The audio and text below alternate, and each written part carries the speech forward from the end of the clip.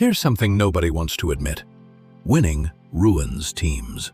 Not immediately, not obviously, but somewhere between the trophy lift and the parade, the rough edges get polished away. The chaos that made them dangerous gets replaced by caution, by legacy protection, by the soft, careful logic of men who've already won. But some teams, some rare, cursed teams, never got the chance to be ruined by winning. And those are the ones we can't stop talking about. It's June 1982, Spain. The air sits heavy and hot over Barcelona like a held breath. A Brazilian side in gold and green has just spent 3 weeks making the entire planet fall helplessly, completely, embarrassingly in love with them.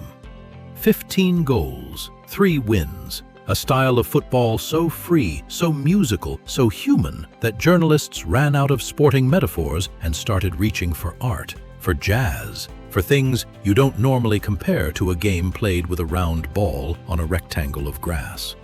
They weren't just winning, they were saying something about what football could be, about what we could be when we stopped being afraid. And then, on a suffocating Tuesday afternoon in a stadium called the Estadio de Sarriá, a place that seats barely 40,000 people, the whole beautiful dream was dismantled.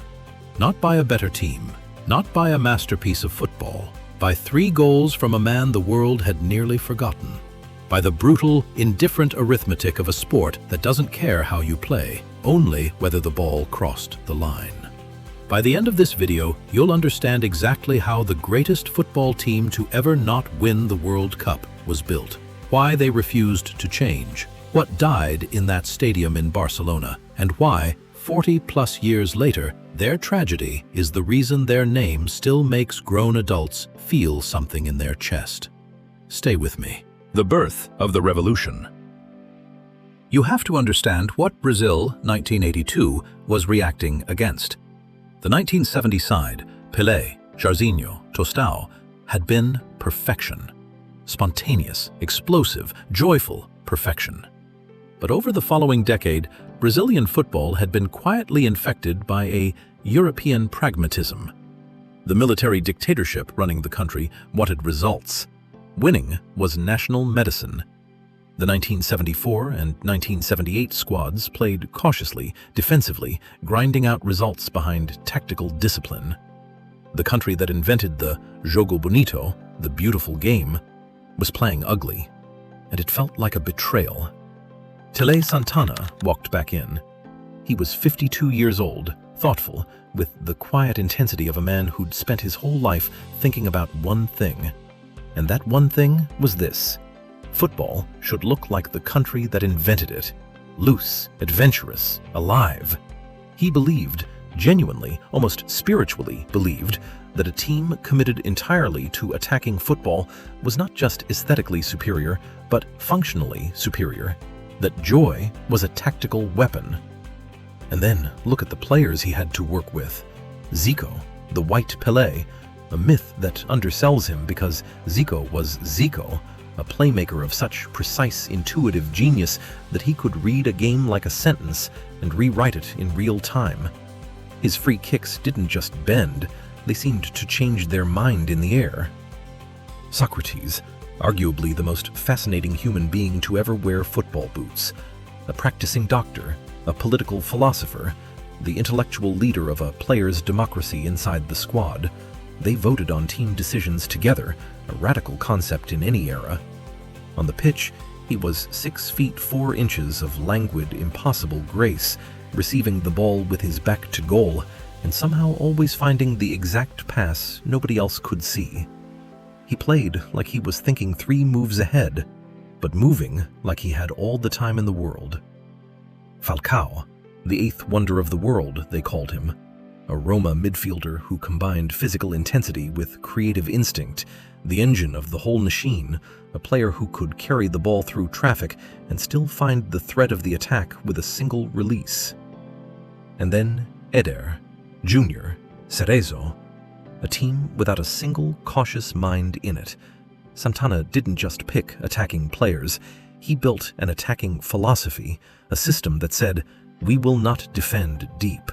We will not sit back. If you score against us, we will outscore you." because we have enough beauty up here to drown any opponent.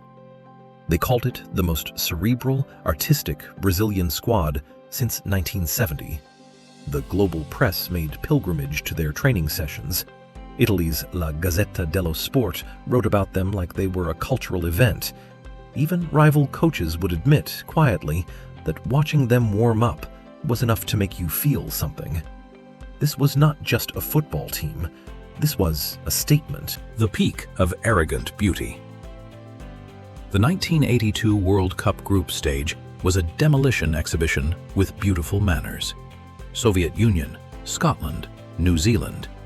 They didn't just beat them, they dismantled them with a kind of gleeful, unhurried confidence that was almost theatrical.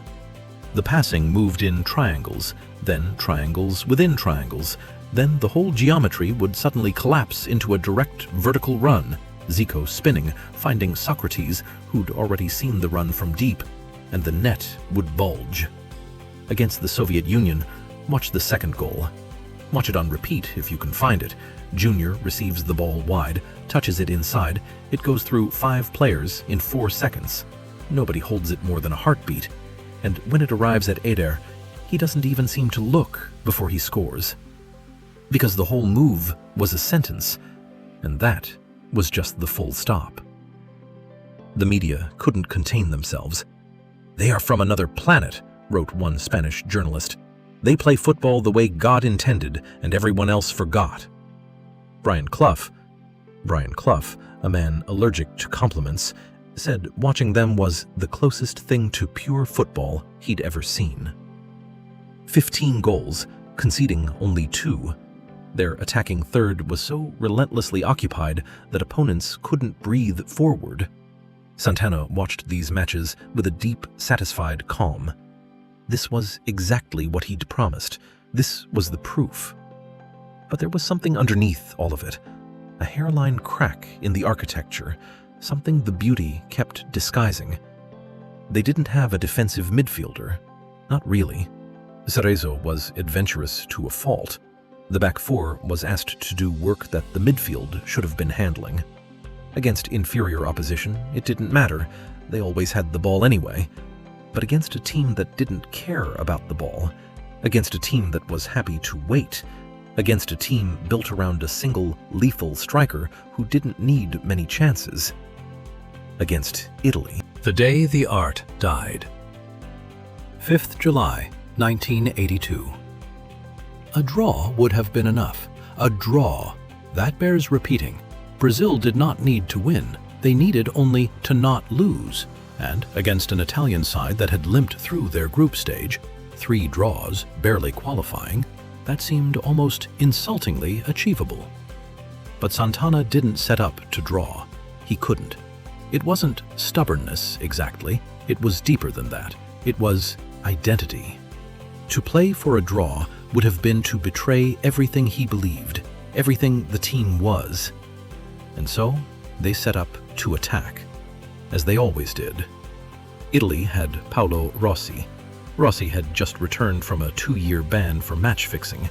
He'd been poor in Italy's previous games, invisible. The press had written him off, written brutal things about him, and he'd absorbed it all with the quiet, tired stillness of a man waiting for his moment. His moment was today. 5th minute, Rossi.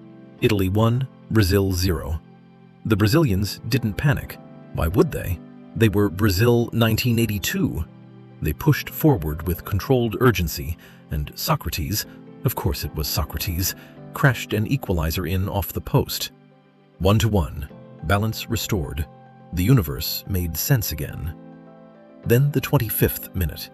Cerezo, a man who should have been the press in midfield, a careless, casual ball played square inside his own half. Rossi read it before Cerezo finished the thought. 1 touch, clinical. Italy 2-1. The crowd, the world, waited for Brazil's answer. And Brazil answered. Falcao, thundering forward, unleashing a left-foot strike that went in like it was angry. 2-2. The equalizer that felt like destiny.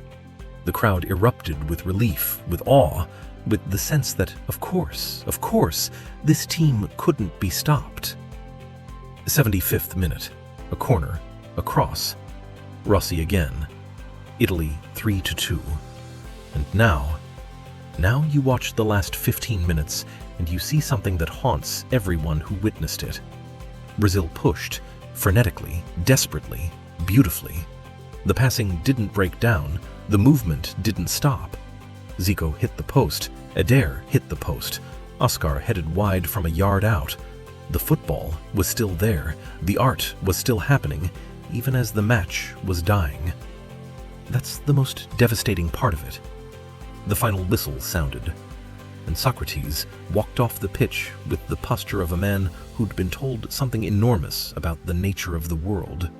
Not bitter, not angry, just quietly shattered. There's a photograph from that moment, his face turned slightly away from the camera, looking at nothing, and it contains more human emotion than most novels. In the dressing room, they say, there was almost no sound. Zico sat with his head in his hands for a long time. Santana didn't rage, he didn't yell. He's said to have simply sat with his players in the silence. A group of men who had played perfect football, who had done everything right according to their own truth, and had still come home with nothing. Nobody won that day. Football just kept playing. Here's what I want to leave you with. Italy won the 1982 World Cup. They were excellent. Rossi was brilliant. Berzot's pragmatic, resilient Italian machine deserved everything it got. History records them correctly. But ask anyone who watched that tournament what they remember. Ask them what made them feel something. Ask them what changed the way they thought about what football could be. Nobody says Italy. They say Brazil. They say Sócrates lighting a cigarette in the tunnel. They say Falcao collecting a ball from deep and instantly already knowing where it was going. They say the gold jerseys in the Spanish heat and the sensation, fleeting, irrational, overwhelming, that this team was playing for something larger than a tournament. Victory is a full stop. It ends the sentence. Tragic beauty is a question mark. It keeps asking. Brazil, 1982, never answered the question of whether they could win it. And because they never answered it, we're still here, 40+ years later, turning it over in our hands, feeling the weight of it, certain that if they'd played one more game, if Cerezo hadn't played that pass, if Eder's shot had gone 6 inches left, that's the curse. And that's the gift. They're immortal because they lost. Now I want to hear from you. Which team is your greatest World Cup side that never won it? Netherlands 74? Hungary 54? France 82? Drop your answer in the comments. I genuinely want to read every single one of them because this channel exists for exactly that conversation. And if this kind of storytelling is what you come to football for, not just the tables and the transfers, but the soul of the game, subscribe to the Cold Open Football. We keep the beautiful game's greatest stories alive. Every single one.